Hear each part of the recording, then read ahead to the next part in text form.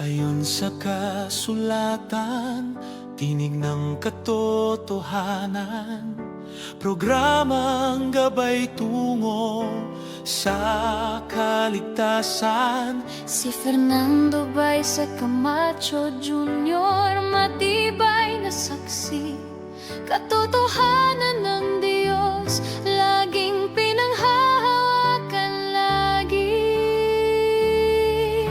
Sa bawat aral na kanyang binibigkas, liwanag ng langit sa puso ay bukas. Maling aral ay tinutuwid niya, pag-ibig ng Diyos Sa atin ay pinapakita. Ayon sa kasulatan, tayo ay pinapatatag. Sa bawat pahayag, tayo ay itinataguyod. Pagtatanggol ng pananampalataya, di umaatras. Salita ng Diyos ang sandata, apoy na naglalagablab. Ayon sa kasulatan, yan ang ating sigaw. Tinig ng katotohanan, umaalingaw-ngaw. Ang Diyos ang katotohanan, ito ang aming panata. Ayon sa kasulatan, buhay namin ay sa Kanya.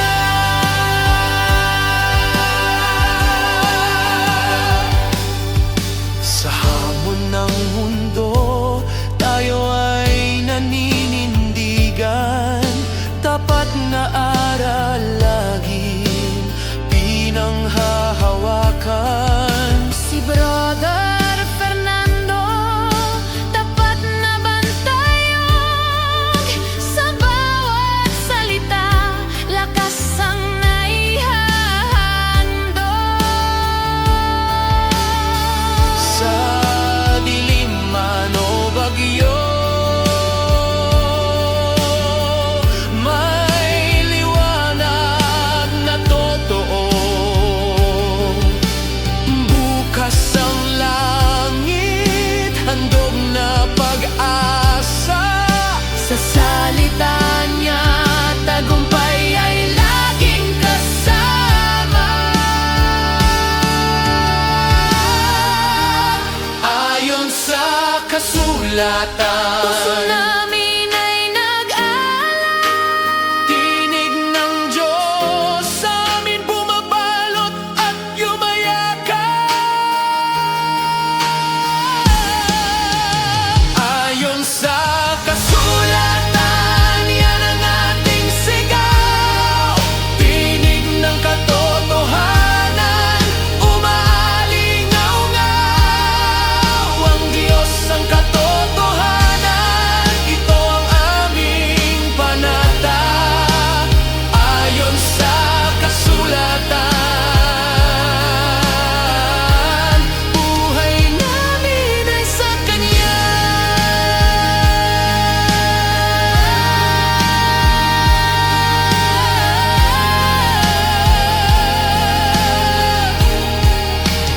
Ayon sa kasulatan, Laging magliliyab ang aming pananampalataya.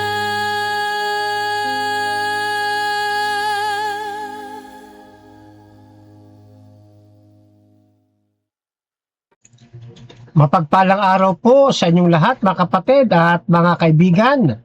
Patuloy nating ipinagpapasalamat sa ating pong Panginoon Diyos na tayo ay muling pinahintulutan upang magkadaupang palad sa impapawid sa pamagitan po ng programang ito ng Ayon sa Kasulatan, Tinig ng Katotohanan. At patuloy niyong makasama ang inyong maliit na lingkod kay Kristo, Master Guide Fernando B. Camacho Jr. Sa pagkakataon pong ito, mga kapatid, ay muli tayong tatalakay ng mga usaping pangpananampalataya na may kinalaman sa paksang Are Christians allowed to join singing competitions? Yan. Pero siyempre, bago natin tuluyang talakayin, katulad ng ating pong nakaugalian na, tayo muna ay pansamantalang dumako sa ating pong panalangin. Let us pray. Amang banal, sa gagamitin po naming mga oras ng pag-aaral ng inyo pong mga katotohanan. Ipagkaloob nyo po ang inyong bendisyon, paggabay sa amin pong magiging usapin ngayon. Patnubayan ang bawat isa at patuloy na maging katatagan ito ng inyo pong iglesia. At patuloy na makita ng mga hindi naming kaisa pa sa pananampalataya ang inyo pong pag-ibig at biyaya. Hangad din po ng palatuntunan ito, Ama, na kayo ay patuloy naming maitaas. Kayo ay patuloy na maluwalhati sa mula pa simula hanggang sa katapusan ng magiging pag-aaral namin sa pangalan po ng Panginoon Jesus. Amen.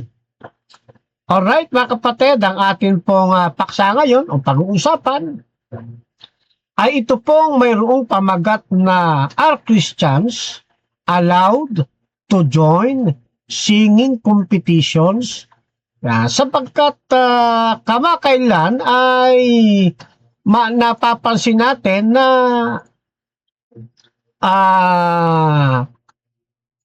itong kapatid natin sa pananampalataya na si kapatid na Jeremy Sanico na dating kumaharap din doon sa tawag ng tanghalan at ngayon ay gumaganap naman sa competition doon sa The Voice sa Australia. Ano po? Ay medyo nagkaroon ng mga usapin. Mayroong mga bad comments, mayroong mga positive comments, may negative comments, mayroong neutral comments, at marami pang iba. Ano po? Kaya ito naman ay bibigyan po natin ng tawag dito, ng pagkakataon na atin namang mapag-usapan sa tagpong ito. Pinapayagan ba ang mga Kristiyano na sumali sa mga singing competitions? Yan pong ating sasagutin, mga kapatid. Ano po? Tandaan po natin na ang bawat mananampalatayang Kristiyano ay mayroong iba't ibang mga pananaw. Ganon din naman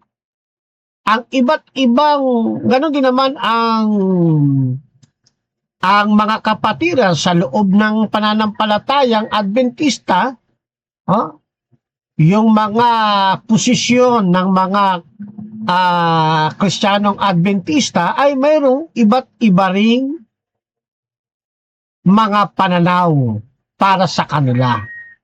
Mayroong iba't ibang mga opinion, mayroon silang iba't ibang paniniwala. Ganun pa man ang layunin natin sa pagkakataon pong ito ay hindi sa ikatitisod ng bawat isa, kundi sa ikahusto, sa ikatatama ng ating tawag dito, ng ating karakter bilang isang mananampalatayang Adventista na ang sentro ay walang iba kundi ang ating Panginoong Jesucristo. Meron tayong mga tinatawag na Adventist traditionalist ito pong mga Adventist traditionalist, ano po, ay ang laging posisyon po nila o karaniwang posisyon po nila ay lagi pong nasa negative side. Kapag kasumali ka ng singing competitions, automatic po yan, nasa negative side. Okay? Yan. Para sa kanila, ang competition ay nakatuon o nakasentro sa pagtutunggalian, sa paglalaban-laban. Yan. At nabibigyan ng emphasize yung pagtitiwala sa sarili. Para sa kanila, kapag ikaw ay humarap sa competition, nagkakaroon ka ng self-centered. Na dapat ika ay Christ-centered. Yan. At dahil ito'y competition, at ikaw ay manalo pa sa mga traditionalist Adventist, isang uri na ito ng pagmamataas sa kanyang sarili. Siyempre, nanalo ka, ay ang tingin mo sa sarili mo ngayon, ikaw ang magaling compare doon sa mga nakalaban mo. Ano po? At nagkakaroon din dito ng mga paghahambing sa iba na nagdudulot na ang competition ay isang lugar na hindi nararapat para sa mga Kristiyano. Kaya hindi dapat sumali ang mga Kristiyanong Adventista sa singing competition. Bukod pa riyan, ang sinumang sasali sa singing competition ay dumedepende kung paano sila i-recognize ng mga tao, especially yung mga judge na tatayo. Na sa halip na ang isang singer ay didepende kay Kristo, ay dumedepende na sila doon sa mga tao, kasama na yung mga tagapangasiwa, mga judge, yan. Kaya ang lugar ng competitions ay hindi raw para sa mga Kristiyanong Adventista. Yan ang stand ng Adventist traditionalist. Meron namang tinatawag ding mga Adventist conservative o yung mga conservative Adventist. Na kapag sinabing Adventist conservative, ito yung laging meron silang kondisyon kapag ikay sasali sa mga competitions.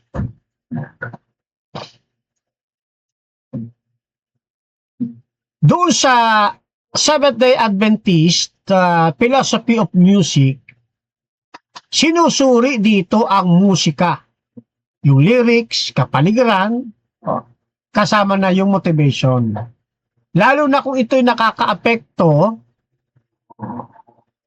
sa isang singer at saka doon sa mga mapapabutan ng mensahe ng kanyang awitin at sa mga makakabalita.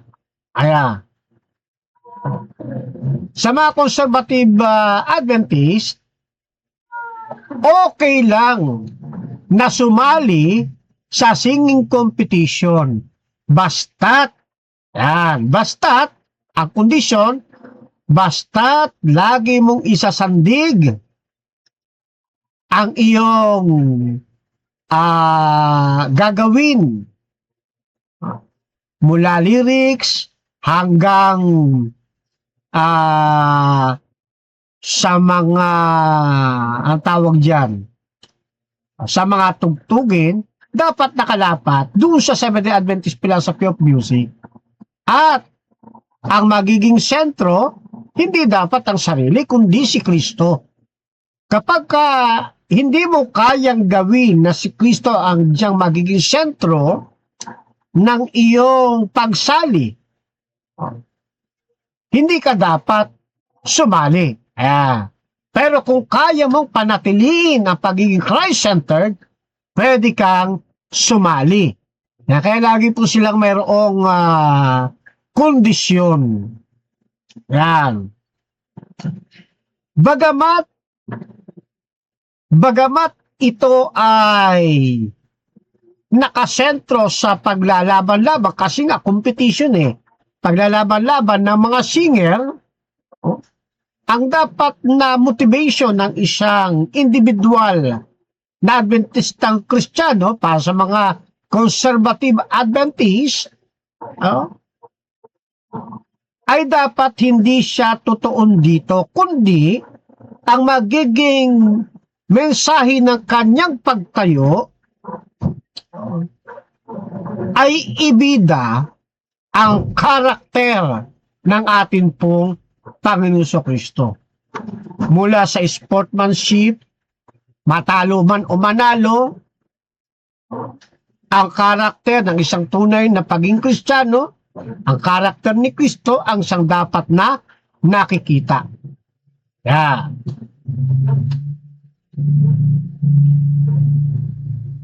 At kung sakaling ang isang mananampalatayang Adventista ay magkakaroon ng labis na pagtitiwala sa kanyang sarili, hindi siya dapat sumali sa singing competitions. Pero, lagi may condition Pero, kung ang kanyang pagtitiwala ay kay Kristo, pwede siyang sumali sa competition. Ano pa? Kung hindi niya kayang ma-overcome yung pagiging kahinatnan ng pagmamataas sa sarili, hindi siya pwedeng sumali. Pero kung hindi siya magiging mapagmataas sa sarili, kundi ang itinataas ay ang dangal ng Diyos, samantalang siya ay lumalahok sa patimpalak na ito, ay pwede kang sumali. Yan. Kaya lagi pong mayroong kondisyon. Kasi, ang inuhubog dito, yung karakter mismo ng isang tunay na Kristiyano, dahil ang karakter ng isang Kristiyano ang siyang sasalamin din sa kanyang iglesia kinabibilangan. Okay? So, yan po yung mga Adventist conservative. At dapat ang iyong naihahatid na impluwensya sa ibang tao ay ang mahikayat sila tungo sa paanan ni Kristo. Yan naman mga Adventist conservative. Meron pang isa, yung progressive Adventist. Ano naman itong progressive Adventist? Okay?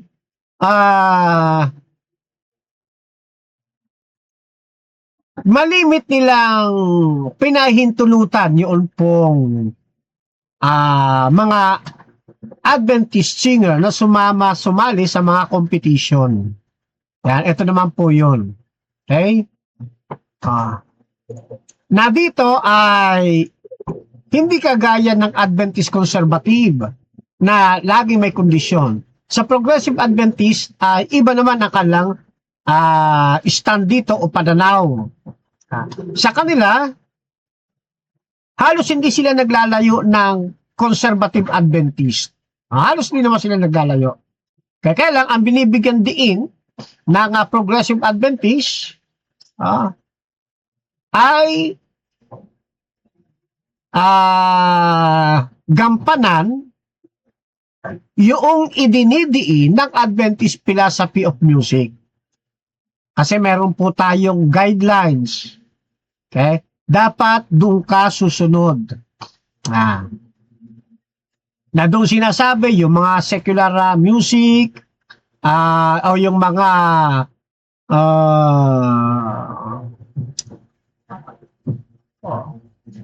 yung mga circular music, sila ay inaawit depende sa lugar.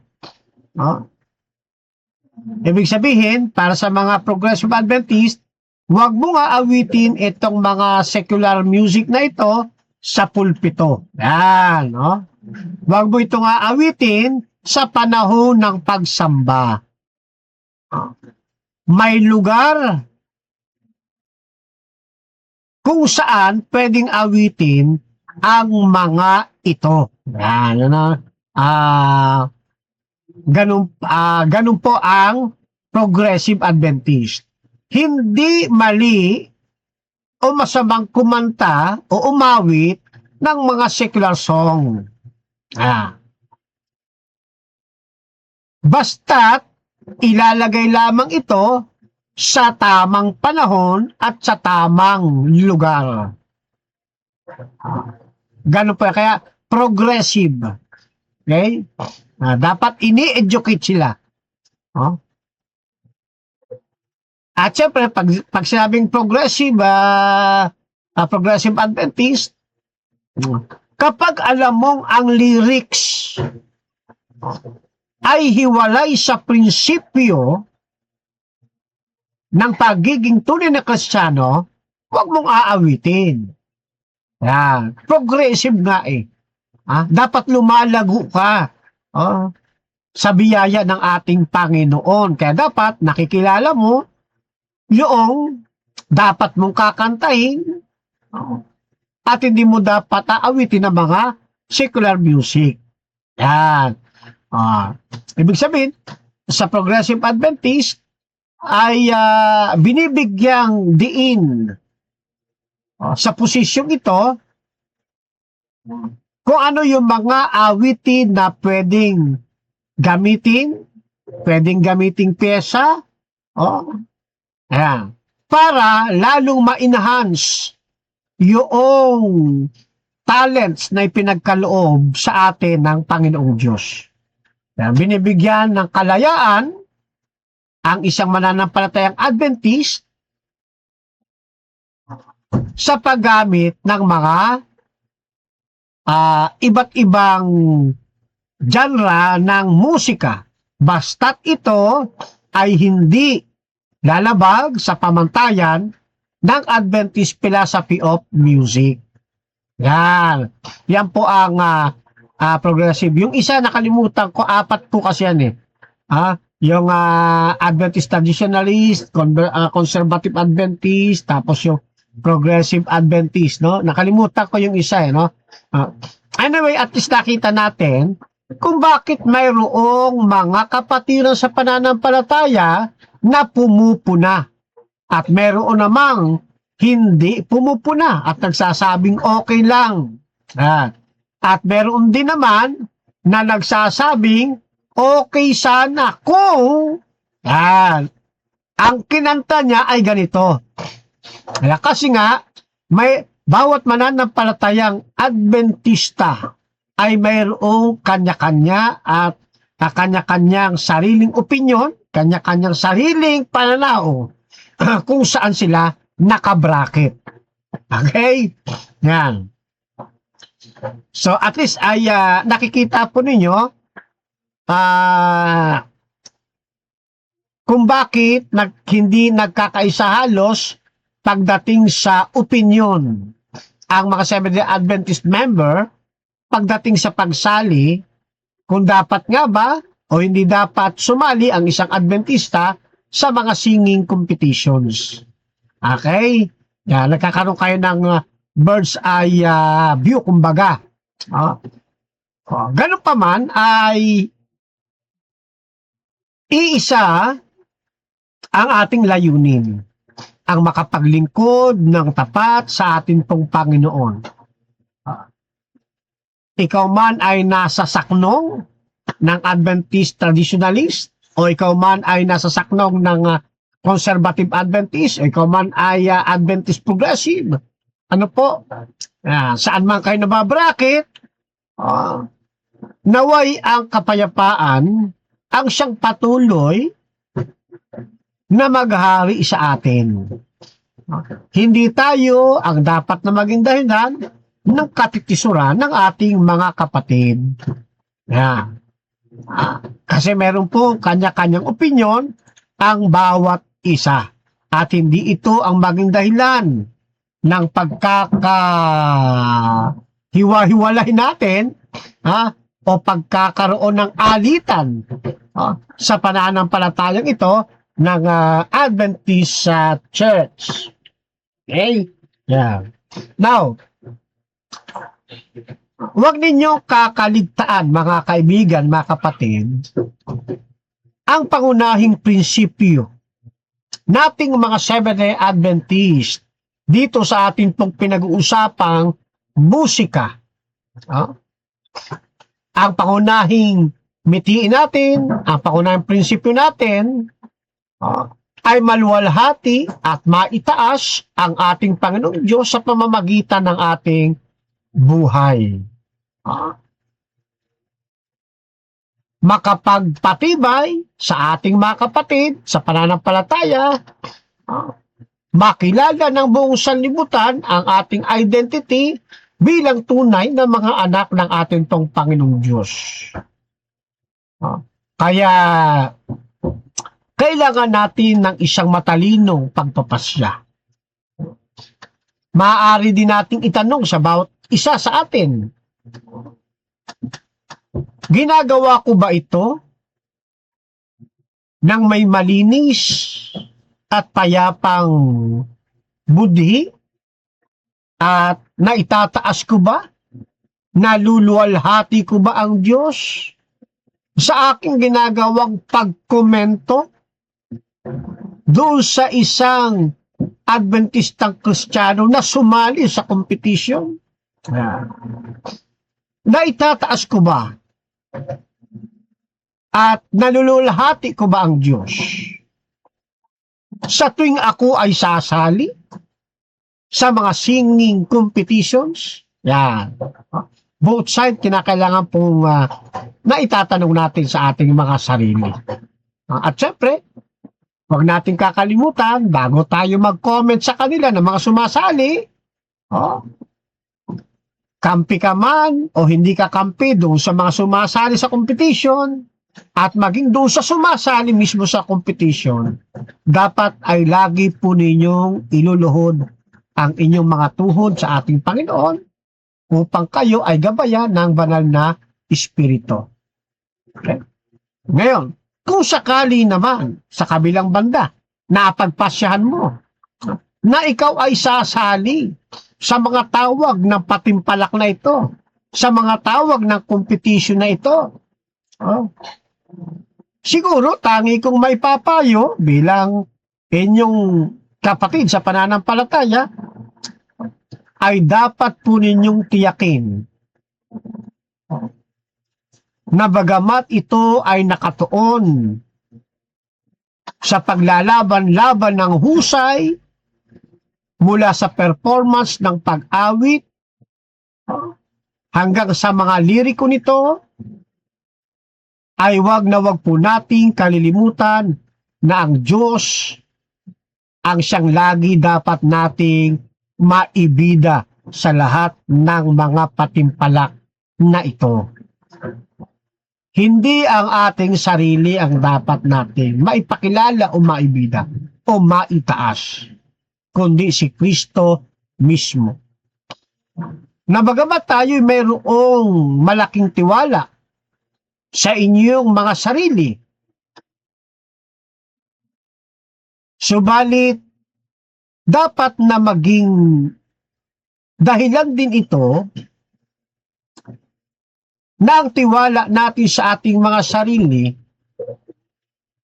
ay dapat ay na kay Kristo nakasandig.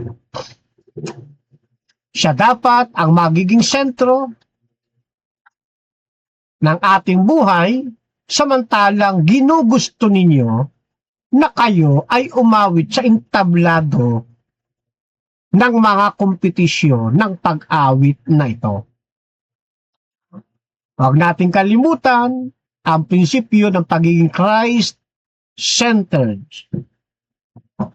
at alisin sa ating karakter, sa ating pagkatao ang pagiging mapagmataas. Dahil wala naman talaga tayong may pagmamalaki. Ang Diyos ang dapat na lagi nating naitataas, hindi ang ating mga sarili.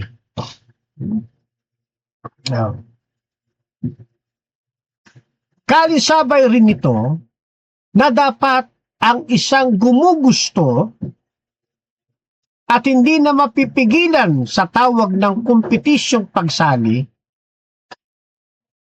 ay marugdog kayong manalangin sa Panginoon at hayaan ninyong ang Diyos, ang banal na Espiritu, ang patuloy na gumabay sa inyo mga pagdidesisyon.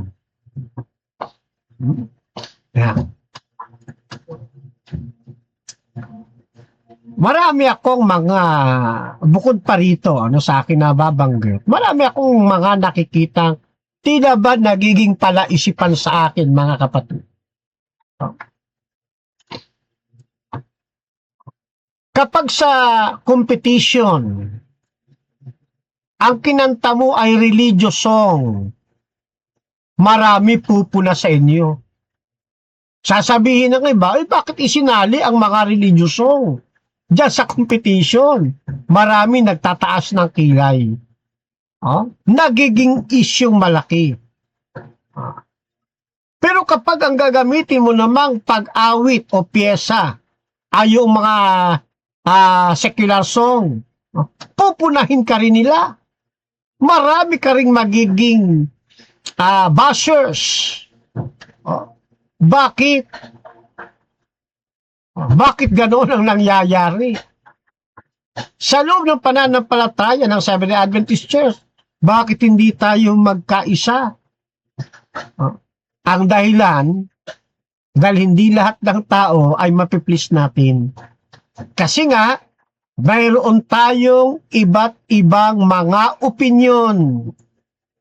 Mayroong nasa side ng Adventist traditionalist, mayroon namang mga konserbatibong mga Adventist, at mayroon namang mga tinatawag na progressive Adventist. Yan po ang dahilan kung bakit anuman ang iyong gawin ay lagi pong mayroong komento. Ang bawat isa. Kagaya lang na aking sinasabi, hindi tayo dapat maging dahilan na ikatitisod ng ating pong kapwa. Panatilihin po natin, kundi maging katatagan tayo nila sa pananampalataya, hindi bilang katitisuran. Ano po? Ayan. At sa isang kapatiran naman na nababas sa social media, huwag naman maging dahilan yung mga nangyayaring pagbabash para lumayo ang ating kalooban sa church at magtanim ng sama ng loob sa mga kapatid na kumakaalit sa inyo. Tanawin nyo na lamang na ito'y isang uri ng pagsubok sa inyong karakter. Yan. Nasa halip na magkaroon kayo ng galit, malalim na pagtatampo, ay isama na lang ninyo sa panalangin at magkaroon kayo ng labis-labis na pagpapasensya. Unawain na lamang natin sila. Kahit hindi nila kayo nauunawaan. Ngayon, gusto kong basahin natin yung mga prinsipyong isinulat sa atin ng ating pong Seventh-day Adventist General Conference, Seventh-day Adventist Philosophy of Music, na sabi rito, these guidelines were approved and voted by the General Conference of Seventh-day Adventists Annual Council on October 13, 2004. Ito po ay sinikap ng mailiwat sa wikang Tagalog. Ang title po nito, kapag binuksan po ninyo yung guidelines na ito, mga prinsipyong gagabay sa Kristiyano. Yan. Ano ba itong mga prinsipyong gagabay sa mga Kristiyano? Number 1, sabi rito, anumang musikang pinakikinggan, tinutugtog, inaawit, o nililikha ng isang Kristiyano, maging ito man ay sagrado o sekular. Tanda po ninyo ulitin ko. Anumang musikang pinakikinggan, tinutugtog, inaawit, o nililikha ng isang Kristiyano, maging ito man ay sagrado o sekular, ay dapat magbigay luwalhati sa Diyos. Maliwanag po yun ng mga kapatid. At sinet po dyan ang unang Korinto 10:31. Nawi ka, kaya kung kayo man ay kumakain o umiinom o anuman ang inyong ginagawa, gawin ninyo ang lahat sa ikaluluwalhati ng Diyos. Ito ang pangunahing prinsipyong biblikal na dapat mangibabaw sa lahat. Anumang bagay na hindi makatutugon sa mataas na pamantayang ito ay makapagpapahina sa ating kalasan at ugnayan sa Panginoon. Pansinin niyo yung dalawang bagay na ito. Okay? Anumang musikang pinakikinggan, ibig sabihin lahat, anuman tinutugtog man, inaawit, o ginagawa ng Kristiyano, nililika, isinusulat, sabi ito, maging ito man ay sagrado o sekular. Ano ibig sabihin nun? Pwede kang umawit ng mga secular music. Pwede kang tumugtog ng mga secular music. Pwede kang makinig ng mga secular music. Yan. Kasi sabi rito, di ba? Anumang musikang pinakikinggan, tinutugtog, inaawit, o nililikha ng isang Kristiyano, maging ito man ay sagrado o secular, dapat magbigay luwalhati sa Diyos. Pwede mga kapatid. Pwede. Ang kondisyon, kailangan ito'y nakakapagbigay luwalhati sa Diyos. Kung secular man yan, doon sa sagradong mga awitin, automatic po yan, magbibigay yan ng kaluwalhatian sa Diyos Di ba? Maging sa secular, ganun din.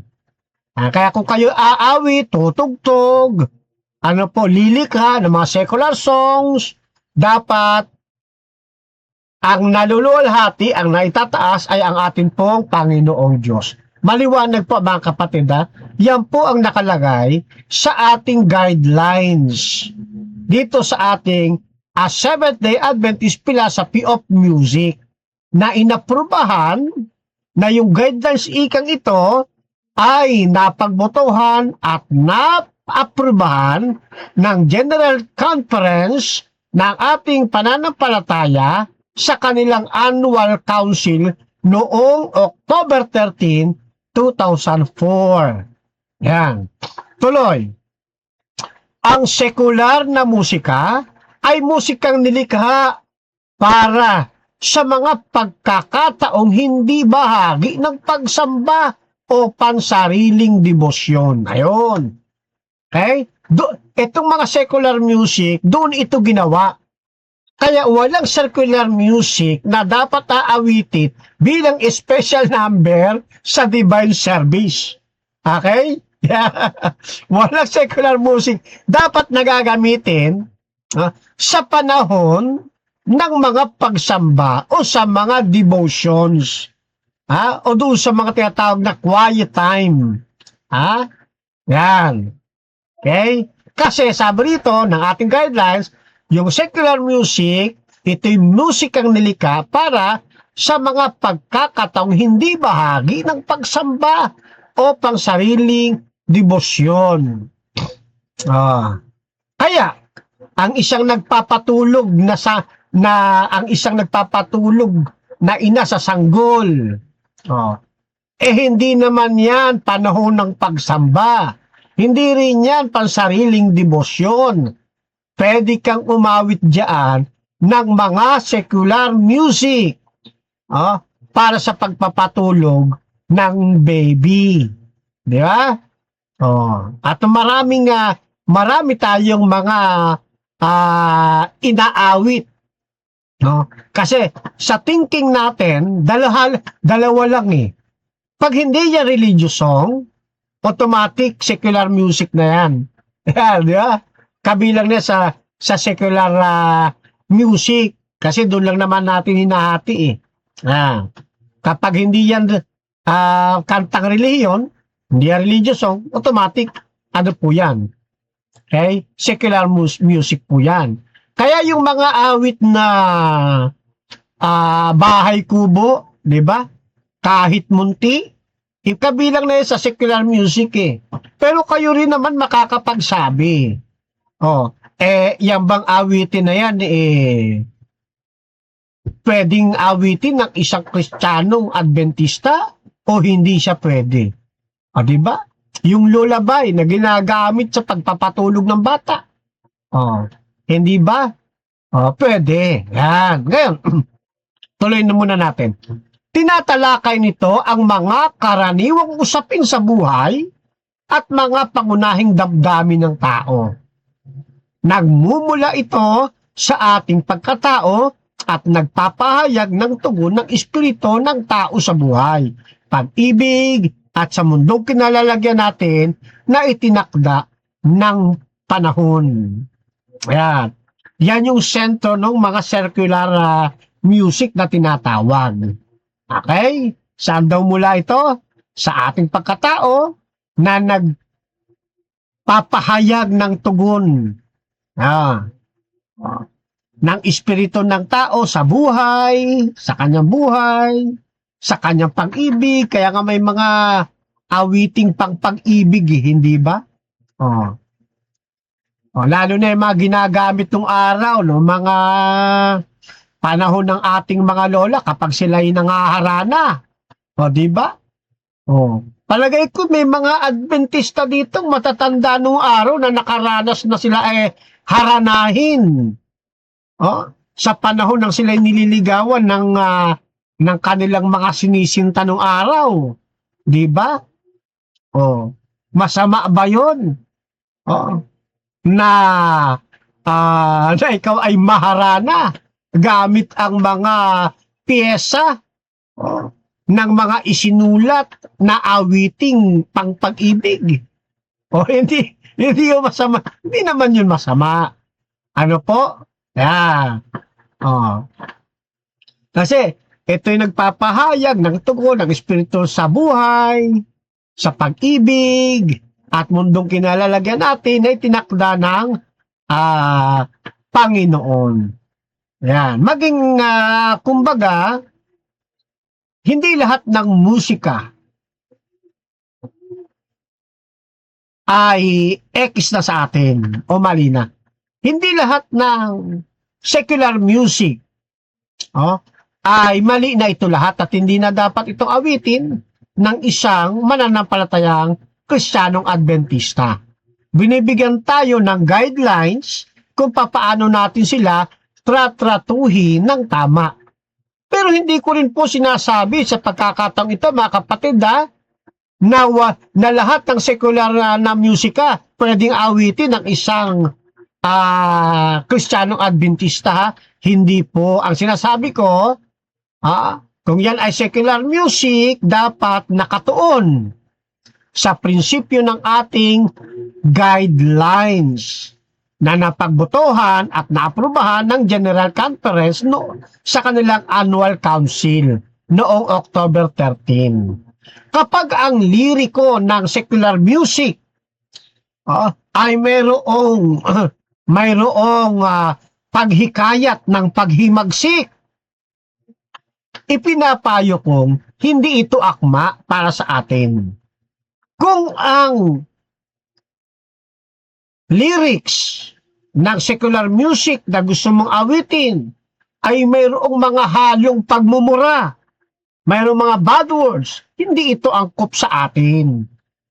At maging yung mga liriko ng secular na musika na mayroong pag-alipusta sa ating kinikilalang Diyos, hindi rin ito dapat awitin ng isang tunay na mananampalatayang Kristiyanong Adventista. Yan po ha. Baka mamali kasi kayo ng interpret sa akin. Baka sabi niya, ay si Master Guide Fernando Camacho pala para sa kanya lahat ng secular music pwedeng kantahin. Kahit pala yung masasamang lyrics, basta't secular music pwedeng kantahin. Hindi po ganun ang ating itinuturo dito sa kasulatan, mga kapatid. Ngayon, tuloy uli tayo. Dito naman sa isa pang bahagi, sa pagpapatuloy lamang, maaari itong makapagpataas ng moralidad o makapagpababa nito. Anong tinutukoy dito? Yung secular music ko. Bagamat hindi ito tuwirang pumupuri at sumasamba sa Diyos, maaari pa rin itong magkaroon ng wastong lugar sa buhay ng isang Kristiyano. Nakita po ninyo? Itong mga secular music pwede itong makapagpataas ng moralidad. Pwede rin itong makapagbaba ng moralidad. Kaya magiging pihikan din tayo sa pagpili ng mga awitin o mga pesa dito sa secular music. Okay? At sabi rito, bagamat hindi ito tuwirang pumupuri at sumasamba sa Diyos, maaari pa rin itong magkaroon ng wastong lugar. Saan? Sa buhay ng isang Kristiyano. Di pwede, magiging maingat lang. Okay? Tuloy. Mga prinsipyong gabay sa Kristiyano, sa number 5. Sabi dito, ipinakikita ng musika ang pagkamalikhain sapagkat nagmumula ito sa mga di-kalidad na himig. Kapag nilapatan ng harmonya, gumagamit ito ng harmonyang kawili-wili at masining at ng ritmo na angkop at umaayon sa mga ito. Ayun, may nakalagay po dyan, number 5, yung may guhit. Sabi dyan, kinikilala natin na sa ilang kultura, hindi kasing halaga ng ibang kultura ang mga harmonya sa musika. Yun inilagay po, kasama po nakalagay doon sa ating guidelines. Ano po? Yan. Na ito daw, mga musikang ito, yan, ay ginagawa o nagpapakita ng pagkamalikhain ng isang tao o ng isang manunulat. Kasi hango ito sa mga dekalidad na himig na nilalapatan ng mga tunog, ng mga harmonya na nagiging, kumbaga, nagiging kawili-wili sa isang tao at ito ay nagiging masining. Yan. Na yung kanyang mga ritmo umaangkop at umaayon sa mga ito. Ibig sabihin, pinag-isipan din talaga. Kaya kung isang Kristiyano ang sabi, gagawa, lilikha ng isang awitin, dapat ay hindi lumalabag sa prinsipyo ng ating guidelines sa Adventista community natin. Okay? Number 6, ang musikang tinig o yung vocal music ay gumagamit ng mga liriko na positibong nagpapasigla sa ating kakayahang intelektual, damdamin at kalooban. Ang mabuting liriko ay malikhain, mayaman sa nilalaman at mahusay sa pagkakabuo.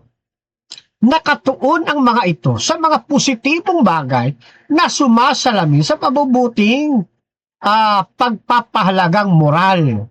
Nagtuturo, nagbibigay inspirasyon, at naayon sa wastong teolohiyang biblikal. Ayan. Ha? Halimbawa na nga lang dito, yung kanta ni Freddy Aguilar, yung anak, di ba?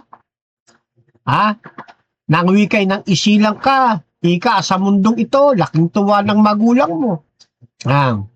Kaya lang sa mga panahon nagdaan, lumis siya ng landas. Makikita niyo, hindi masama yung lyrics na ginawa, special na rito sa binabanggit ko, sa mayroong titulong anak, na isinulat ni Freddy Aguilar. Kaya, malibang awitin ito, hindi siya maling awitin. Ilalagay lamang natin sa tamang sa tamang lugar. Ayan, bagamat maganda ang lyrics, huwag niyong kakantahin pag kayo na-assign bilang special number. O ano ba isa ibang tawag dyan? Offering song. Huwag niyong kakantahin yung anak doon sa pulpito. Kasi hindi siya ginawa para sa pagsamba. Okay? Ganun po Tuloy. Mga prinsipyong gabay sa Kristiyano, number 7. Ang mga elemento ng musika at liriko ay dapat na magtulungan ng maayos at magkakaugnay upang maimpluwensyahan ang pag-isip at pag-uugali alinsunod sa mga pagpapahalagang biblikal. Ayan, Kaya, ang pagsulat ng awitin hindi basta-basta. Pinag-iisipan po bawat elemento nito. Pati mga lyrics, pati yung mga isasangkap na mga tunog. Yan po ay pinag-aaralang mabuti. Ayon sa ating guidelines na inaprubahan ng General Conference sa kanilang Annual Council, hindi po masama at hindi naman mali na umawit o gumawa o sumulat lumika ng mga ano tawag dyan? Ng ano nga tawag doon? Na mga secular song, yan, hindi siya mali. Yan. Hindi rin siya maling awitin. Basta't maganda ang musika at hindi nag-aalis ng ating kabanalan. Hindi nalalapastangan ang ating pong Panginoong Diyos. Okay? Ngayon ang tanong are Christians allowed to join singing competitions? Ang usapin dito, hindi lang yung pwede palang awitin, kundi pwede bang lumahok? Yan. Ang isang Kristiyanong Adventista sa mga singing competitions. Kasi kapag naririnig po ng sorry. So okay na tayo doon sa pwedeng awitin yung mga secular songs. Basta't yung secular songs na yung aawitin, lilikain, patutugtugin, pakikinggan, ay naaayon sa ating guidelines. Okay po? At hindi nakakapagparumi sa ating pananampalataya. Okay? Ngayon, doon tayo sa salitang competitions. Kasi nga, are Christians allowed to join singing competitions? Yan. Kasi yung word na competitions, katulad nung nabanggit ko sa inyo, mayroong iba't ibang uri ng Adventist, mayroong traditional, mayroon namang progressive, mayroon namang di ba? May kanya-kanya tayong pananaw. May kanya-kanyang punto, may kanya-kanyang pinaglalaban. may kanya-kanyang pinaniniwalaan. Pero tandaan natin mga kapatid, hindi competition. Automatic na ito'y makasalanang lugar na agad. Doon tayo laging nagkakaroon ng tawag dyan. Kumbaga, nagiging misleading. Yeah. Kapag natin competition, automatic para sa paningin ng iba, makasalanang lugar na agad. Ano po? Hindi po lahat. Hindi automatic na makasalanan na agad ang isang mananampalatayang Kristiyano na sumasali sa mga competitions. Okay? Yan. Kasi kung matatandaan po ninyo, paalala lang natin ng bahagya. Mayroong mga tauhan sa Biblia na lumahok din sa competition. At syempre, yung competition sa Old Testament, iba sa competition natin ngayon. Pero, yung essence ng term na competition, yan din yung essence noon. Magkaiba lang ng mga paghahanda, magkaiba lang syempre ng entablado, magkaiba lang syempre ng kasi nasa modern era na tayo, nasa postmodern era tayo eh. Yun naman, Old Testament eh. Pero same quotation, same principle na competitions. Ano po, halimbawa, sa panahon ni Esther, no? Kung matatandaan ninyo, pagkatapos na mapatalsik si Reyna Vashti, ay nagkaroon ng isang masinsinang maselang pagpili, kung tawagin ay royal selection, sa kung sino ang magiging panibagong reyna na kikilalanin. Kumbaga, sa ating makabagong panahon ng pagtawag, makabagong termino, sa termino natin ngayon, tawag yan, beauty pageant. Yan. Beauty pageant sa pamamaraan ng royal selections. Yang royal selections po na yan, competition po yun. Competition po yun. Dinadala yung maraming pinagpiliang naggagandahang mga kabataang babae sa palasyo ni Haring Ahasuerus, yung may title na Xerxes the First. At itong lahat ng mga dalagang ito, dumaan ito sa 12 months o 1 year ng kanilang mahalagang mga trainings. Talagang nag-training sa mga ito. Bakit sila dumaan sa 12 months training? Sinasagawa ito para sila ay maihanda sa proseso ng pagpili doon sa royal selections na gagawin. Siyempre, pag sinabing 12 months training, ano ang gagawin dyan? Nakatunga nga lang ba yan? Marami ang mga ginagawa sa loob ng 12 months. Then, di ba sa huli, napili si Esther bilang bagong reyna. Saan siya napili? Doon sa royal selections. Yan. Siya ang naging bagong reyna, nagustuhan siya ng hari. Siya yung namukod-tangi doon sa mga babae na nandoon. At ito, si Esther, minahal din ng hari. Kaya mababasa niyo yan sa Esther 2. Verse 12, 13, hanggang 17. Basahin po ninyo yan. Ngayon, basa tayo ng bahagyang tala. Yan. Esther chapter 2 verse 12 to 13. Bilang tuntunin, 1 taon munang pagagandahin ang mga babae. 6 na buwang minamasahin ng langis at mira. Ang lupit, At 6 na buwang nilalagyan ng pabango. at iba pang pampaganda. Beauty pageant kasi.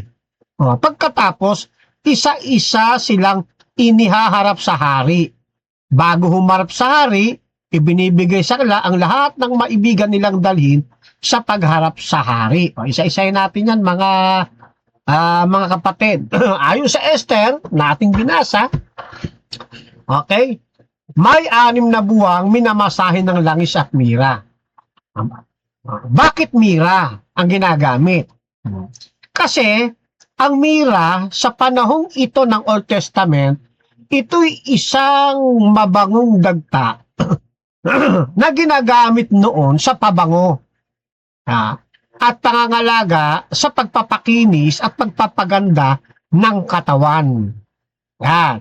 Ngayon, may binabanggit dito, 6 na buwan, 6 na buwan na may mga pabango at iba pang paganda ng mga babae. Kabilang dito yung paggamit ng iba't ibang mga cosmetic,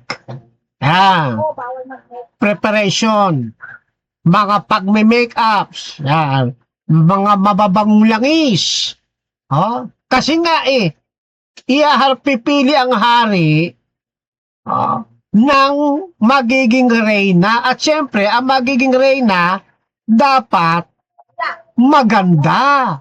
Kaya may paghahanda sila ng 6 months hanggang 1 year. Ayan. Kaya nga sa termino natin, beauty pageant ito beauty pageant siya. Kaya pinapaganda Ngayon, ang layunin, siyempre, hindi lamang nakatutok sa pagpapaganda. Kumbaga sa modernong kahulugan natin ngayon. Kundi, ito talaga'y nakabase rin sa kultura ng sinaunang Persya. Na-impluwensyahan din kasi sila ng kultura ng sinaunang Persya. Yung mga ganitong mababangong langis, paghahanda, etc. Bahagi lang ito ng kanilang tradisyon noong Old Testament time. Bahagi ito ng tradisyon bilang, kung tawagin yan personal grooming. Pagpapabango, paghahanda para sa nalalapit na royal selection doon sa royal court. Yan. Kaya, bakit 1 taon o bakit buong taon?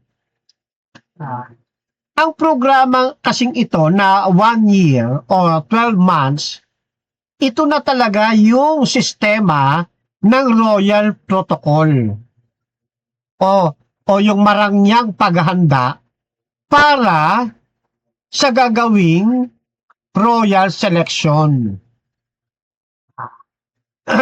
Na yung bawat babae, binibigyan din sila ng mahabang panahon upang maging lubos, na maging handa ang kanilang isip, katawan, itsura, lahat na sa pagharap doon sa hari. Nasa takdang panahon, pagkatapos ng training, ng 1 year training, ihaharap na sila roon at ang hari ay pipili na ng magiging reyna. Paano sinasagawa ito? Yung beauty pageant na ito. Hindi ito katulad ng beauty pageant natin, nahihilera sila sa isang entablado. Sa panahon noon, hindi sila sabay-sabay na iharap sa hari, kundi isa-isa silang haharap sa hari. Hindi sila sabay-sabay. Okay? Yan. Papasok muna ang isa, may iiwan yung iba doon sa labas. Tapos yung isa lang ang isa-isa lang po sila papasok sa madaling salita. Okay? Then sa huli, doon sa mga nagagandahang mga babae, nabanggit na natin, napili si Esther bilang isang bagong reyna. Basahin ninyo yung Esther chapter 2 verse 15. Yan. Dahil sa taglay, siyempre, napili siya kasi meron siyang likas na kagandahan eh. At bukod riyan, yung kanyang karakter ng pagiging mapagpakumbaba, hindi nawala kay Esther. Yung pagpipigil sa sarili. Ha? Maging yung kanyang angking karunungan, napansin yun ng hari. At hindi siya naging makasarili. Kaya kung meron kayong kukunin na larawan, si Esther ang maganda sa pagsali sa mga competition ito. Kaya nagustuhan siya ng hari. Kaysa doon sa ibang mga nagagandahan ding mga babae na iniharap sa kanya. Yan. Kaya nga, hindi automatic na makasalanan na agad ang isang mananampalatayang Kristiyano na sumasali sa mga competitions.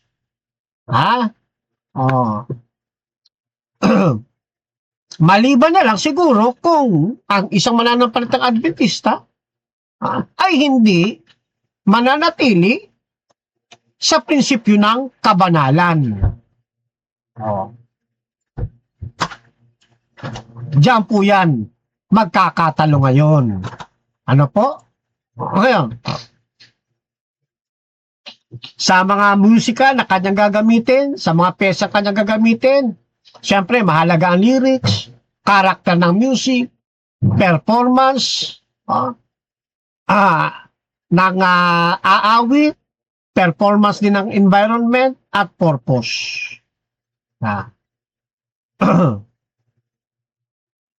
Kung ang lahat ng ito ay malinaw na kontra o salungat sa Christian values, hindi ito kaaya-aya o angkop o tama para sa isang Kristiyanong Adventista. Kasi lumalabag din siya sa panuntunan ng ating guidelines. Okay? Yan. Ngayon, siyempre mahalaga din dito yung motivation. Okay? Motivation. Sumasali ka siguro dahil meron kang halimbawa, merong dalawang tao ang na sumasali sa singing competition. Pero magkaiba yung kanilang spiritual motivation. Yung isa, gusto niyang gamitin ang talento niya ng maayos na hindi lalabag sa panuntunan ng Diyos. Ang isa naman, sumasali kasi ang hangad niya maging sikat. Okay? Sumikat. Kumita ng malaki. Yan. Kaya itong motivation, mahalaga ito sa Christian ethics. Meron tayong mga kapatid na sumasali sa competition kasi wala silang sapat na pera, kaya sila sumasali para maipagamot yung kanilang magulang na nangangailangan ng gamutan. Ayun. Okay? So kaya mahalaga dito yung motivation. Okay?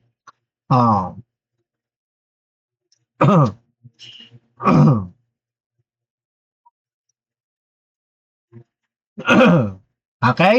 Kaya ako po mga kaibigan, mga kapatid, bilang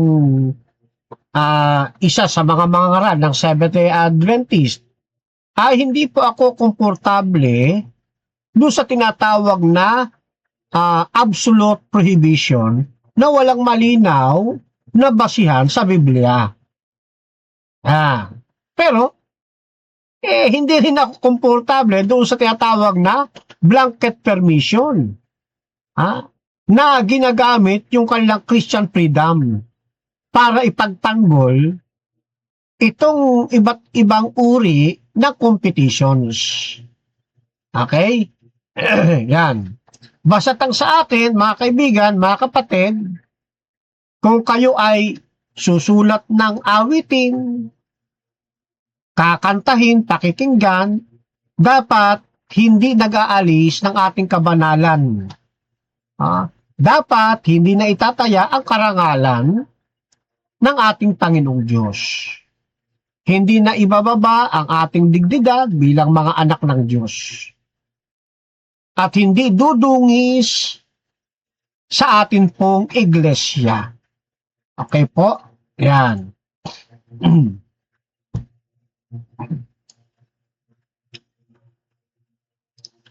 Ngayon, bawat isa sa atin ay mayroong mga conviction. May mga conviction sila kung bakit hindi sila sumasali, may conviction din sila kung bakit sila sumasali.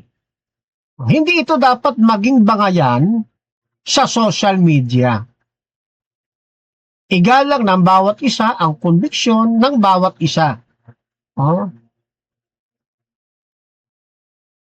May mga nagsasabi na hindi ako sasali o di kaya ayaw kong sumali sa singing competition dahil ito yung aking conviction. Sa puntong ito, bawat isa mayroong kalayaang magpasya ayon sa kanyang sariling conviction. Ibig sabihin, huwag nating hahatulan ang iba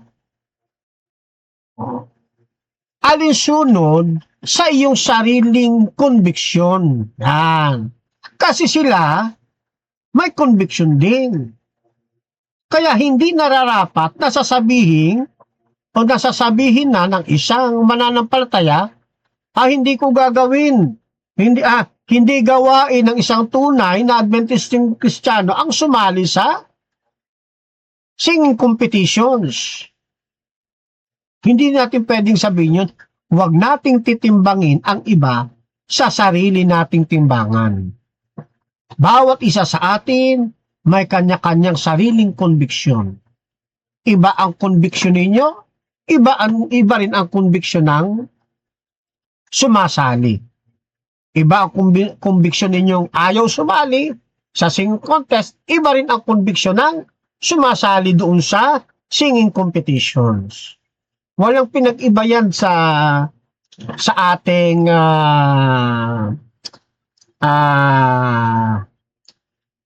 pagsasa military.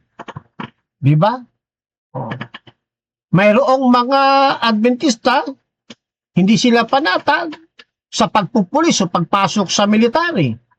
Mayroon namang Adventista na sila ay nagiging bahagi ng Armed Forces of the Philippines. Huwag hatulan ang bawat isa ayon sa isang side lang ng conviction. May conviction ang bawat isa sa atin. Okay? Kaya ito yung kalimitang nagiging kahinaan sa atin. Hinahatulan natin ang tao ayon sa timbangan ng tao. Hindi dapat. Okay? Kundi tayo magpanalanginan sa isa't isa. May mga singing competition na maaaring hindi naayon sa Christian principles. Okay? Kaya kinakailangan din natin maging matalino. Kung sa singing competitions na yan, ang magiging ruling, dapat ang kakanta nakabikini sa entablado ay labag sa Christian principles. Huwag kang magsusot ng bikini. Kasi singing competition yan, di naman pagandaan ng katawan eh. Di ba? Ibig sabihin, ang ibig ko lang sabihin, ay ilagay natin sa linya ng atin pong principles, sa ating guidelines. Kaya sabi sa unang Korinto 10:23, mayroon namang magsasabi, malaya akong gumawa ng anuman, ngunit hindi lahat nakabubuti. Malaya akong gumawa ng anuman, ngunit hindi lahat ay nakakatulong. Ayan. Ganon din ang sinasabi sa ah, teka, isa-isa muna natin ito, no? Mayroon ika namang nagsasabi, malaya akong gumawa ng anuman.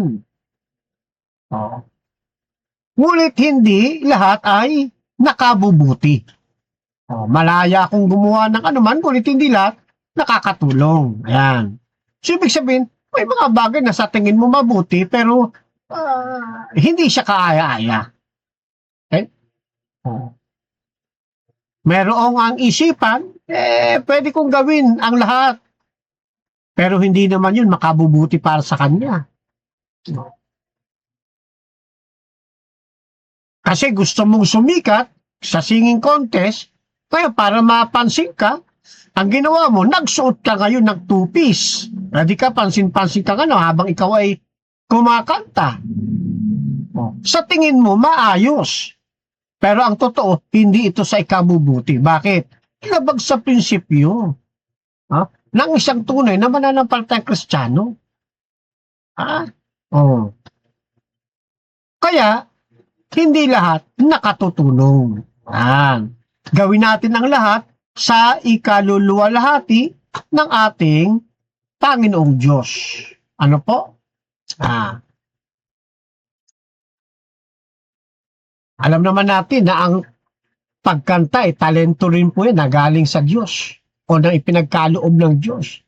Huwag natin hayaang ang talentong ito na ibinigay ng Diyos ay pangasiwaan ng kaaway o pangasiwaan ng kadiliman.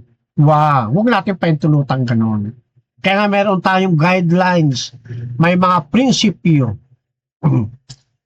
May mga taong pinagkalooban ng kakayahan sa musika at saka lang pagkanta. Kaya yung pagiging mahusay ng singer ay pinapractice nila, ina-exercise nila. Ako naman, wala akong salat ako sa kaloob ng pagkanta. Kaya hindi ako sumasali sa singing contest. Kasi hindi ko siya give. Hindi ko siya give. At pinakikinggan ko yung awit ni Sister Jeremy. Maganda ang kanyang tinig. Maganda ang kanyang performance. At wala naman akong nakikita, in my own opinion, wala akong nakikita na ginagawa niyang paglabag sa pamantayan ng ating guidelines na inaprubahan sa Seventh-day Adventist natin. Okay? Kaya ito, maaari itong palaguin yung talent na ito ng pag-awit, maaaring palaguin ng iba na meron sila. Basta nasa mabuti silang layunin. Nananatili silang bahagi ng stewardship na ating pinag-aaralan sa ating church. Tandaan po ninyo, sa ating guidelines, hindi po mali at hindi masama na umawit o makinig ng mga secular music. Hindi po siya masama. Okay? Halimbawa, wala sabi ko, dalawa lang naman yan. Pag hindi secular, pang Kristiyanong awitin. Ano tawag dyan? Religious song. Ano katunayan ng mga awitin? Hindi sila masamang awitin. Yun, pinag-aaralan natin kanina, yung tawag dyan. Yung pagheheli ng bebe. Bebe. Yung pagpapatulog ng baby. Di ba? Kalimitan narinig natin dyan, yung mga awiting golden slumbers, di ba? Yung baby mine, yung lullaby, yung Brahms lullaby, yung twinkle twinkle little star, di ba? Marami yan eh. Hush little boy, hush little baby. Ako kung pwede rin yung you are my sunshine. Beautiful dreamer, etc. Yan. Eh, marami, ano, sa Tagalog, meron din tayo yung ugoy ng duyan. Di ba? Oh, maganda ang lyrics nun. Na malinaw doon na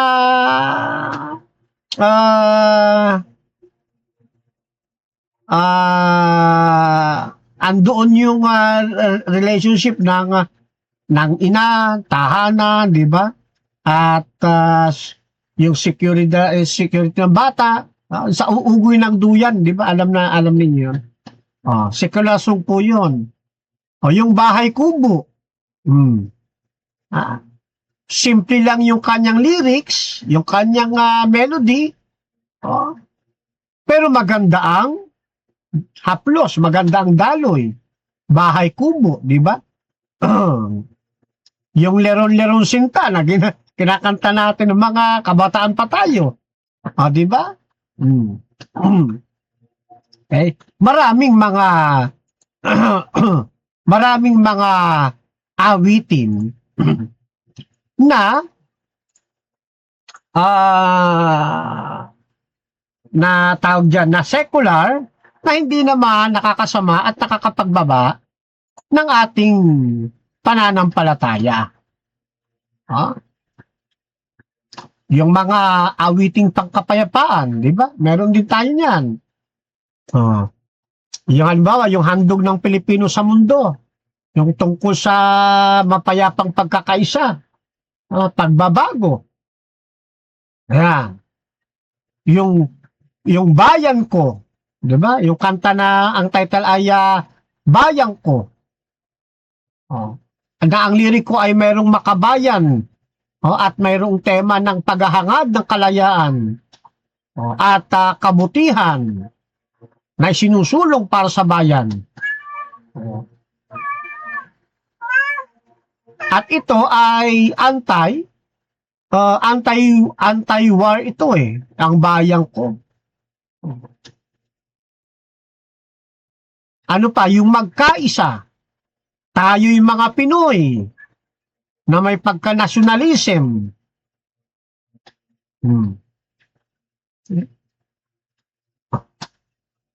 Marami, ano pa? Yung ako isang mabuting Pilipino. Lupang hinirang. Kasama yan sa secular song. Ano yan nationalism. Lupang hinirang. Ako ay Pilipino, di ba? Yung awiting kapayapaan. So marami. Marami.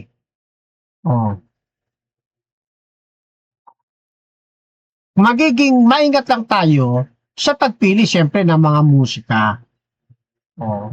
Halimbawa, yung mga awitin naman na sabi kasi doon sa guidance natin maging sa emosyon ng tao pag-ibig. Di ba? Kaya nga nabanggit natin, yung mga nung araw kumakanta pa sa bintana sa kanilang mga nililigawan, kung tawagin natin harana nung araw. Di ba? Hindi sila masama. Meron ding mga awitin na gumagamot doon sa mga sugatang puso. Halimbawa, yung kanta ng Hawak Kamay. Kapit, liwanag sa dilim. Magkaisa. Yeah. Yung Hawak Kamay na kinanta ni Yeng Constantino. Kahit maputi na ang buhok ko ni Ray Valera. Di ba? Magagandang mga secular song, may message na hindi nakakapagbaba ng ating pagiging Kristiyano. Yung pag-ibig na inaawit ni Freddy Aguilar.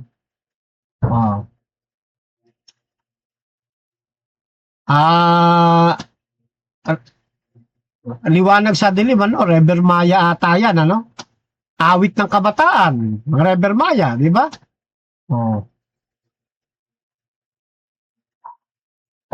Marami, no? Marami, mga kapatid. Kayo na lang ang tawag diyan, 'di ba? Oh. Kaya itong talento ng pagkanta, ng pag-awit, kaloob ito ng Diyos. Talentong ibinigay ng Diyos. At wag nating pahintulutan na yung talentong ito na mula sa Diyos ay manduhan o pangasiwaan ng dyablo. Huwag magamit sa kasamaan. Ano ba mga halimbawa ng mga awiting nagagamit sa kasamaan? Yung mga talento na pinagkaloob ng Diyos na nagagamit sa kasamaan na hindi dapat para sa isang mananampalatayang Adventistang Kristiyano. Halimbawa, itong mga awiting punong-puno ng pagmumura, mga kabastusan ang liriko. Madalas po ninyo mapapanood yan doon sa flip top. Yeah, sa flip top, ang dami dyan. Ano pa? Mga awiting ang isinasamba, hindi ang Diyos, kundi yung kapwa-tao. Halimbawa, yung kinumpos ni Ray Valera, na pinasikat din mismo ni Ray Valera at ni George Canseco ba yun? Na kinanta rin ni Sharon Cuneta noong 1982. Ano ito? Yung sinasamba kita. Diba? Sino yung sinasamba kita? Kapwa mo tao. Hindi ito dapat awitin ng isang mananampalatayang Adventistang Kristiyano. Dahil dapat ang sinasamba natin, hindi yung kapwa-tao, kundi ang ating Panginoong Diyos. Maganda lyrics, maganda ang tono, maganda ang genre, pero hindi siya angko para sa isang Adventistang Kristiyano. Yung mga awiting si Satanas ang itinataas. Di ba? Tulad ng Sympathy of the Devil. The Rolling Stones. Di ba? Yung Venom na in the League with Satan. Marami pa yan Yung kay Jen County. Yung Hail Satan. Sharon Needles. Hindi siya pwedeng awitin, entertainin ng isang mananampalatayang Kristiyanong Adventista. Kasi hindi siya akma sa pananampalatayang sa Diyos. Kaya hindi lahat ng secular songs ay dapat nating entertain, dapat nating kantahin o pakinggan. Mamimili tayo ng angkop ng mga liriko at genre alinsunod sa ating etikang pangpananampalataya.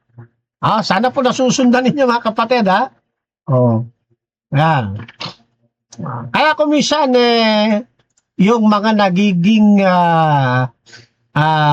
salubin ng mga debate sa social media, nating nababasa, mayroon dyan pro, mayroong anti, mayroon ding meron ding against. Ano po? Magkaroon na tayo ng mga evaluations. Yung bang ginagawa ko ito na pagbabash doon sa sumasali, dapat ko pa bang ipagpatuloy? Ano po? Yan. Ganun po yun. Hindi kaya matisod siya. Yan.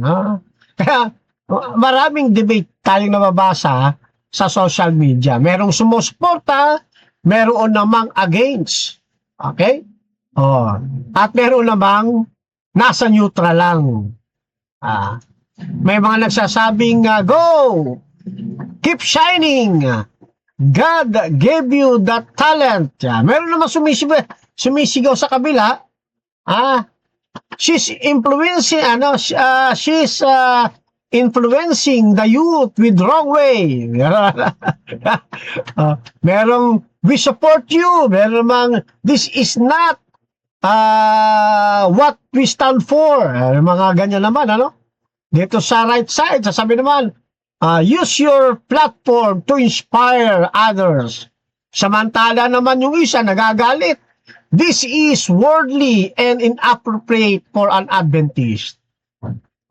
Yung isa naman, sabi naman ng kabila, we're praying for you. Yung isa naman, nagdadaw naman ng kanyang, ng kanyang kamay. No? Fame is not our purpose. Sabi naman ng isa, you have a purpose and a calling. Yung isa naman, magchat-chat. Using talent for competition, that's not God's way. Di ba? Ganyan eh. Yung kabila naman, nag-heart. Heart react naman. We bold for God wherever you are. Samantala naman dito, we should be a separate people. Tapos meron pa nga dyan nagsasabi, very disappointing, I expect better. Yung isa naman, we proud of you. Nagta-thumbs up naman. Ito naman, ito naman kabila, kumokontra din naman. This brings shame to the church. So, hindi pare-pareho ang opinyon ng bawat mananampalatayang Adventista tungkol sa bagay nito. Katulad ng ating napag-aralan kasi, mayroong iba't ibang uri ng Adventista. May traditionalist Adventist, conservative Adventist, meron ding progressive Adventist. Ano po? Kaya nakakaroon ng iba't ibang mga opinion. At siyempre, isa sa mga interesting dito na dapat nating maunawaan bilang mga contestant. Okay? Ito ay hindi lamang pagtetest ng vocal ability, kundi pagtetest din ng ating character. Sa kabila na kayo'y nababa sa social media, sabi ko nga, ay isama lagi niyo sa panalangin. Kung sakaling hindi kayo naiintindihan ngayon, soon, sa pagitan niyong panalangin, maunawaan nila kayo at makita nila yung inyong purpose. Huwag lang kayo humiwalay sa prinsipyo ng ating Panginoong Diyos at sa prinsipyong inilatag doon sa ating guidelines. No? Ayan. At ihanda na ninyo ang inyong sarili kasi isipin niyo, paano kung matalo ako? Anong aking maging attitude? Paano naman kung ako ang manalo? Ano man ang aking maging attitude? Yan. Panatilihin natin lagi tayong mababa, matalo't manalo, lagi kayong mababa at Diyos ang laging naitataas. Hindi baling hindi ka mapili ng mga hurado. Ang mahalaga, ikaw ay pinili ng Diyos. Okay? Yan. At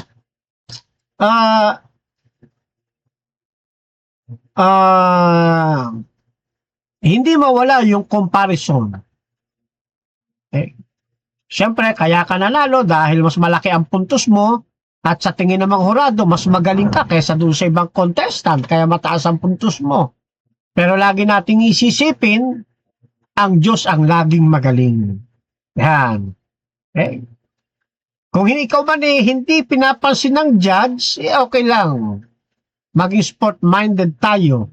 Ang mahalaga, ikaw ipinapansin ng ating Panginoong Diyos. Criticism, normal na yan. Maging sa mga evangelist, pastor, bahagi na ng buhay, mga awit, yung criticism na yan, okay lang yan. Basta lagi po kayong maging matatag sa ating pananampalataya sa ating Panginoon.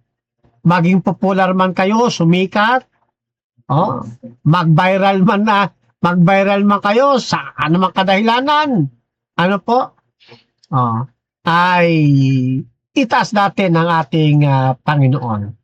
Okay? ang mga bashers, hindi mawawala yan. Lalo na't nasa social medias tayo. Okay? Normal na po yan. Tanggapin niyo natin ang katotohanan. Ano po? Yan. Kaya, wag na wag lamang yung mga ginugustong sumali sa mga contest, wag na wag lamang po kayong gagawa ng mga bagay na labag sa pamantayan ng kabanalan para kayo ay manalo. Huwag gagawa ng mga bagay na labag sa prinsipyo ng kabanalan sa tuwing kayo ay magpe-perform. Okay? Isuot natin ang kaningningan at kalulatian ng ating Panginoong Diyos. Pwede natin gamitin ang platform upang maipakilala sa kanila ang ating pong Panginoong Diyos. Kaya sabi ng isang talata sa Kapitulo 5, talatang 22 hanggang 24 ng Galacia, subalit ang bunga ng Espiritu ay pag-ibig, kagalakan, kapayapaan, katyagaan, kabaitan, kabutihan, katapatan, kahinahunan, at pagpipigil sa sarili. Walang utos laban sa ganitong bagay at pinatay na ng mga nakipag-isa kay Jesus ang likas nilang pagkatao, kasama ng masamang pita nito. Marami kasi ang nahuhulog sa temptation eh. Para manalo, gagawa ng gagawa ng mga pandaraya, magsusuot ng mga malalaswang kasuotan. At kung ano-ano pang mga taktika na labag sa etika ng kabanalan. Tayo, sa lahat ng mga sasali, manatili kayo sa pinagkatawag sa inyo ng ating Panginoon. Okay? Kaya, sa inyo pong pagsali o bago kayo sumali, dapat meron kayong Christian framework. Bago sumali sa mga singing contest. At kung sakali kayo nakasali na, ay lagi niyong ayusin yung iyong motive. Bakit ka ba sumali? O bakit mo gustong sumali? Para ba sa talent, opportunity, income, sa service, o pagiging fame? Okay? Tapos, syempre, sa Christian framework, kailangan din yung content. Ano ang mga kantang kailangan kong kantahin? Dito ba sa aking aawiting ito, may bahagi ba ng lyrics dito na labag sa kabanalan ng ating Panginoong Diyos? Then environment, of course. Ano ang culture ng competition? May pressure ba na gumawa ng mga bagay na hindi ko kayang panindigan bilang isang mananampalatayang Kristiyano? Sa testimony, paano maapektuhan ang pagiging witness ko ng Panginoon bilang isang witness bilang isang Kristiyano? Lalo na ngayon, meron tayong tema na One Voice 27. Di ba? Yan. Mission for all. Kaya ako natutuwa ako doon sa mga ilan natin mga singers, na mga Adventistang singers na sumasali sa competition, pero kapag ka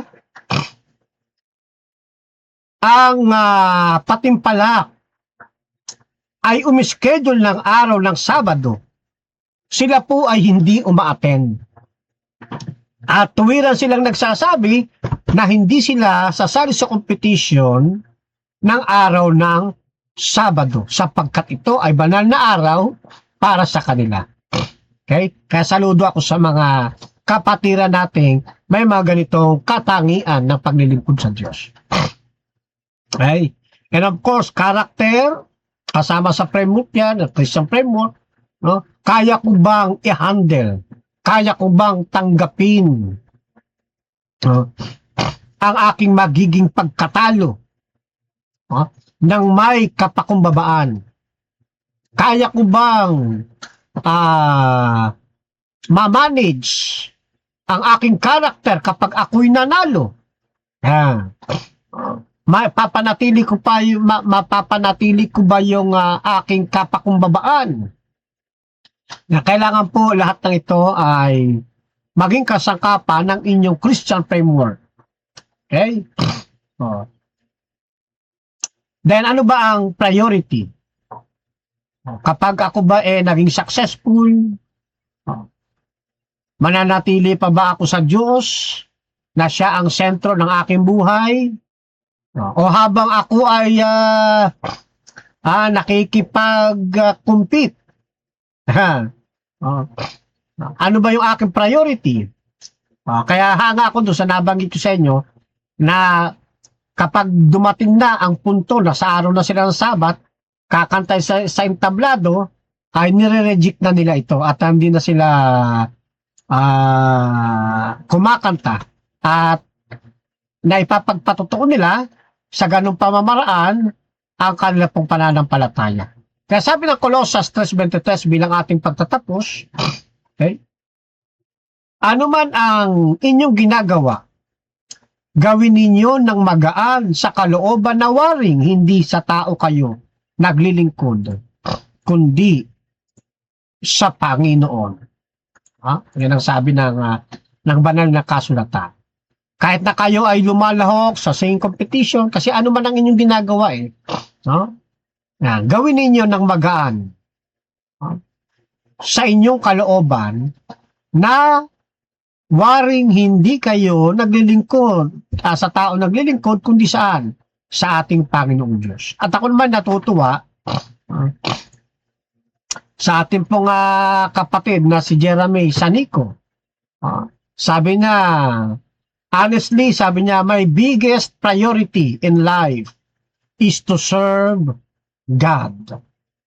Kaya sa lahat po ng lumalahok o gumugustong makilahok sa iba't ibang uri ng patimpalak, hindi lamang sa singing competition, lagi po niyong gagawing sentro ng inyong buhay ang ating pong Panginoon Kristo at wag na wag ninyong lalabagin ang tawag ng kabanalan. At lagi kayong kukonsulta sa ating pong guidelines. Na akin pong ipinakita sa inyo upang hindi po kayo malihis ng landas. Yan. Madali lang naman ninyo makita yan. Type nyo lamang po, Seventh-day Adventist Philosophy of Music. Lalabas na po dyan.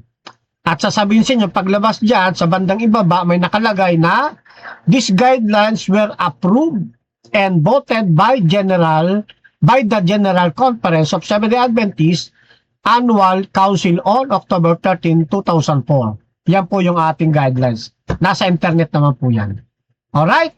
So, mga kapatid, sa pagkakataong ito ay dyan muna natin tatapusin ang ating sinagawang maikling pag-aaral tungkol po dito sa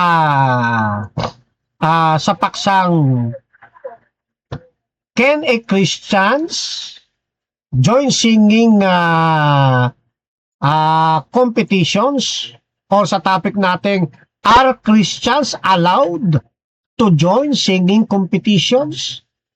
Okay? So, nawa po ay nakadagdag sa inyo itong naging pag-aaral sa programang ito at hindi nawa maging katitisuran sa bawat isa, kundi magsilbing reference, okay, sa patuloy nating paglago kay Kristo. Kaya pansamantala tayo po ay manalangin, mga kapatid. Let us pray. Salamat po ng marami Amang Banal sa patuloy ninyong pagpatnubay sa programang ito ng ayon sa kasulatan. Pagpalain po ang bawat isa, patatagin sa pananampalataya at lalong maihanda sila sa dalalapit na pagbabalik ng inyo pong kaisa-isang anak. At sama-sama po kaming tutugon sa pinagkaisang programa ng Seventh-day Adventist Church, ang One Voice 27, mission for all. Ama, patawad sa lahat ng pagkukulang pagkakasala. Binabalik namin ang lahat ng kaluwalhatian sa inyo at karangalan sa pamamagitan po ng makapangyarihang pangalan ng aming Panginoon Jesus. Amen. Alright mga kapatid, hasta la vista! Viva el Señor! Viva Adventista del Séptimo Día! Chokbok! Hamnida! Mispa sa inyong lahat, mga kapatid. Shalom!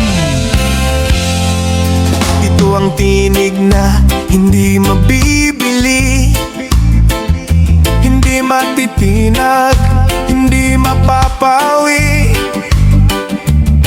Ito ang tinig ng katotohanan ayon sa kasulatan. Sa salita mo aming pinanghahawakan, liwanag sa dilim, gabay sa bawat daan. Hindi sa opinyon ng sanlibutan, kundi sa katotohanang nasa kasulatan. Kapag may unos, hindi uurong, ang pananampalataya'y lalo pang titibay. Ang bawat pangako mo'y aming aasahan, dahil ikaw, O Diyos, ay tapat magpakailanman. Hindi kami matitinag sa bawat pagsubok, katotohanan mo ang aming sandigan. Sa bawat hininga, sa bawat